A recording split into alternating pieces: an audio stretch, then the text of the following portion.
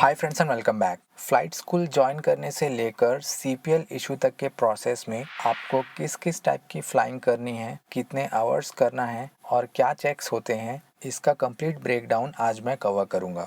तो आइए देखते हैं। तो डज़न्ट मैटर आप इंडिया से ट्रेनिंग करो या अब्रॉड से, डीजी से सीपीएल ऑब्टेन करने के लिए आपके पास minimum 200 hours of flight time होना चाहिए कंपलसरी। एंड ये टोटल आवर्स जब भी आप लाइसेंस इशू के लिए अप्लाई कर रहे हो उस स्पेसिफिक डेट से लास्ट 5 इयर्स में होना चाहिए, जिसमें 15 आवर्स प्रेसीडिंग 6 मंथ्स में होना चाहिए। और ये 15 आवर्स आपके इसी 200 आवर्स में इंक्लूडेड हो सकता है और नहीं भी।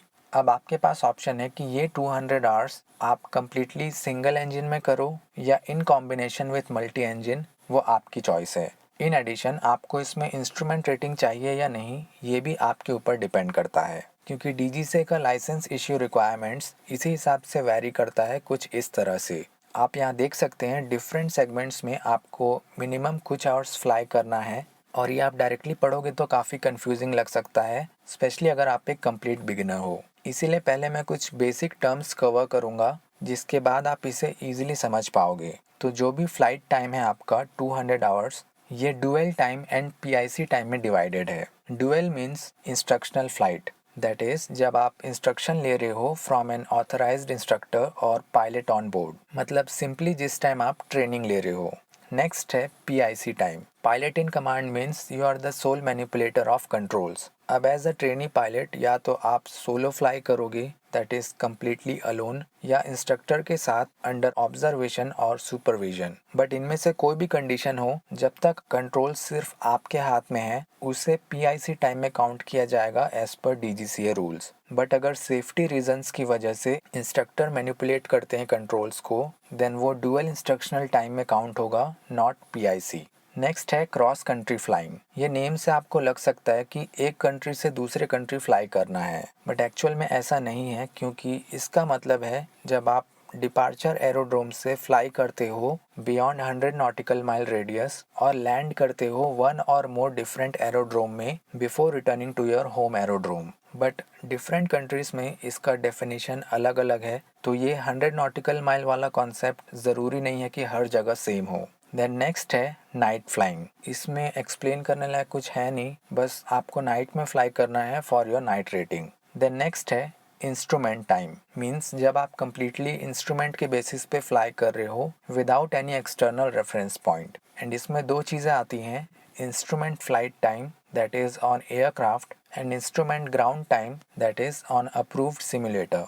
इसमें ऑन एयरक्राफ्ट को भी डिवाइड किया गया है सिमुलेटेड एंड एक्चुअल टाइम में। Simulated means flying under the hood, that is आप एक कैप की तरह व्यू लिमिटिंग डिवाइस पहन के इंस्ट्रूमेंट कंडीशन सिमुलेट करोगे वीएफआर कंडीशन में।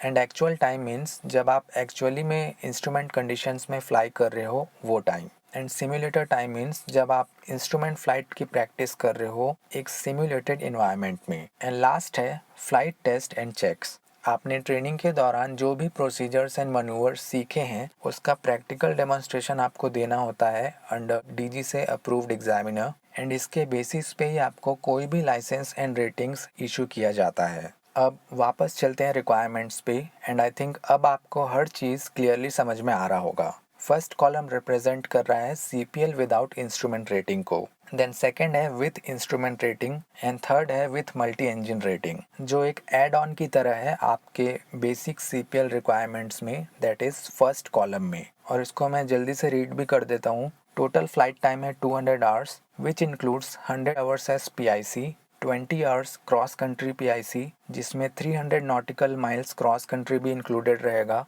एंड इसका आपको सेपरेट स्टेटमेंट देना होता है with full stop landing at 2 different aerodrome. Then 10 hours आपको इंस्ट्रूमेंट टाइम चाहिए, जिसमें 5 आवर्स और मोर एक्चुअल एयरक्राफ्ट में हो सकता है और सिमुलेटर में 5 आवर्स और लेस। एंड प्रेसीडिंग 6 मंथ्स में आपके पास 15 आवर्स एज पीआईसी होना चाहिए, which includes 5 hours night PIC with 10 takeoff and landings, general flying test by day with 3 solo takeoff and landings, and same चीज़ आपको नाइट में करनी है then 250 nautical miles cross country test by day with one full stop landing at different aerodrome, then 120 nautical miles cross country by night without landing anywhere, मतलब आपको departure aerodrome पे ही return आना है। And last है signal reception test report, जो basically एक Moore's code test होता है। इसका डिटेल्स मैं आपको बाद में शेयर करूंगा। तो बेसिक CPL के लिए आपको ये सभी रिक्वायरमेंट्स फुलफिल करना होगा। अब इसमें इंस्ट्रूमेंट रेटिंग भी आपको ऐड करना है, तो उसका रिक्वायरमेंट अलग से ऐड हो जाएगा और थोड़े आवर्स आपको एक्स्ट्रा करने होंगे। जैसे 20 आवर्स क्रॉस कंट्री है वो 50 आवर्स हो जाएगा, 10 आवर्स इंस्ट्रूमेंट टाइम है वो 40 आवर्स हो जाएगा, एंड लास्ट 6 मंथ्स में भी कुछ ऐड हो जाएगा, जैसे 5 hours instrument time on actual aircraft plus instrument rating test report भी आपको देना होगा विथ 2 अप्रोचेस। सिमिलरली इसमें मल्टी इंजन ऐड करने के लिए आपको रिकॉर्ड ऑफ ग्राउंड ट्रेनिंग देना होगा with pass result of technical exam. 10 hours आपको एक्चुअल मल्टी इंजन एयरक्राफ्ट में फ्लाई करना है, which includes your test and checks, that is your instrument rating test report and GFT by day and night. तो इन सारे requirements को देख के आपको टेंशन नहीं लेना है, नहीं आपको मेमोराइज करने की ज़रूरत है। बस ये आपके नॉलेज एंड आइडिया के लिए था कि एक्चुअली में आपको क्या क्या करना होता है 200 आवर्स में। So thanks lot for watching. मिलता हूँ नेक्स्ट वीडियो में, तब तक stay fit, keep learning and take care.